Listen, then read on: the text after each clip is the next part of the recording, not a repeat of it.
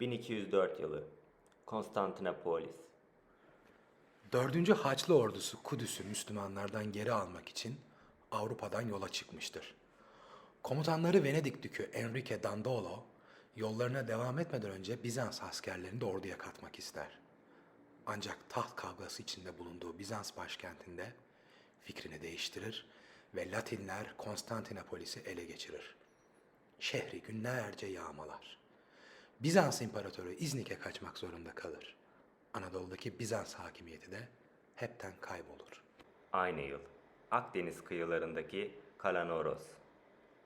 Bizans'ın güçten düşmesiyle Akdeniz'deki kalelerden biri olan Kalanoros, Kilikya Ermenilerinin ilgi alanına girer. Kirvart adlı Ermeni beyi Anamur'dan gemilerle yola çıkar. Bir sabah alacakaranlıkta Helenistik dönemden kalan Kalanoros kalesine yarımadanın ucundaki kayalıktan ulaşmayı başarır. Aşılamaz sanılan surları hiç kan dökmeden geçer ve Kalanoros'u küçük Ermenistan'a bağlar. Kirvart anlatıyor. O geceyi Kalanoros kalesine karanlıkta gizlice, sessizce süzülmemizi görmeliydiniz. Ben ve askerlerim sarp kayalıklara bir keçi gibi tırmanmıştık. Bizans'ın direnecek gücü kalmamıştı zaten. Kalede 5-10 muhafız dışında asker bile yoktu. Onların kılına bile dokunmadan, hiç kan dökmeden aldık Kalanoros'u. Ve 17 yıl sahibi oldum bu kalenin. Ta ki sonra başka birine, Selçuklu Sultanı Alaaddin Keykubat'a devredene kadar. Yine hiç kan dökmeden anlaşarak teslim ettim Kalanoros'u ona. Ve kızım Huant'ı verdim ona. Damadım da oldu. O da bana Akşehir'i verdi. Benimle gelmek isteyenlerle gidip oraya yerleştik. Kızım ve halkımın çoğu Kalanoros'ta kaldı ama yeni adıyla Alayiye'de bir arada barış içinde yaşadılar yıllarca. 1221 yılı Alaaddin Keykubat anlatıyor. Kalanoros'u almak için 2 ay boyunca kuşatmayı sürdürdüm. Ama baktım ki bu kaleyi zapt etmek hiç de kolay değil. Kalenin beyi Kirvart'a bir görüşme önerdim. Bir gece oturup sabaha kadar konuştuk ve bir anlaşmaya vardık. Bu sayede teslim etti bana Kirvart Kalanoros'u. Abim tahttayken yıllarca hapiste kaldığım için esaret duygusunun ne kötü bir şey olduğunu iyi bilirim.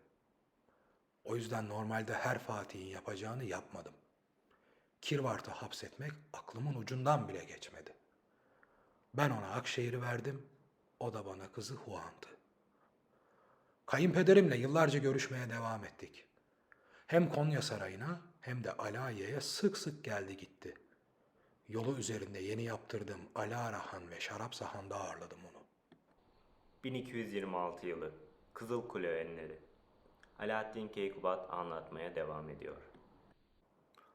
Alayiye'de derhal yeni surların yapımını emrettim. Hem surların hem de Kızılkule'nin inşaatında hem Kirvart'ın halkı hem burada öteden beri yaşayan Rumlar hem de benim adamlarım birlikte çalıştılar. Bu 3 halk bir araya geldi. Alayiye'de huzurla yaşayacakları yıllar için ortak düşmanımız Moğollara karşı bu savunma duvarlarını ve kuleyi inşa etti.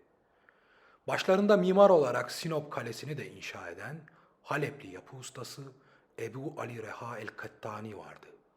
Hepsi birden nasıl da çalışıyorlardı bir görseniz. Ancak bu barış dönemi çok uzun sürmez. Alaaddin Keykubat 1237'de ölünce tahta geçen 2. Gıyasettin Keyhüsrev zamanında 1243 yılında Moğollar Köse Dağı Savaşı'nda Selçuklu ordusunu büyük bir hezimete uğratır. Moğollar Anadolu'yu yakıp yıkar, birçok insanı öldürür ve esir alır. Alaaddin Keykubat'ın eşi ve 2. Gıyasettin Keyhüsrev'in annesi Huant Hatun da Köse Dağı Savaşı sonrası Halep'e gitmeye çalışırken Moğolların eline düşer. 2. Gıyasettin Alayiye'ye dönmeyi başarır ve dedesine annesiyle ilgili haberi de o gönderir. Bu haber üzerine Kirvart Akşehir'den Alayiye'ye döner. Sadece Moğol tehlikesinden kaçmak için değil, hem memleket hasreti çektiği için hem de manastıra kapanıp kızı sağ olarak geri dönebilsin diye dua etmek için. Yarımada'nın burnunda bu topraklara ilk ayak bastığı yerde küçük bir kiliseyle bir manastır yaptırmaya başlar. Yapımında kendisi de çalışır. Kirvart Hayatının son yıllarını Cilvardaburnu'ndaki manastırında geçirir. Belki kızı deniz yoluyla döner diye her gece kendi elleriyle bir ateş yakar, manastır aynı zamanda bir deniz feneri olur. Ama Kirvart bir daha kızından haber alamaz. Elleriyle inşa ettiği manastırda hayata veda eder. İşte o gün bugündür Kirvart'ın burnu Cilvardaburnu.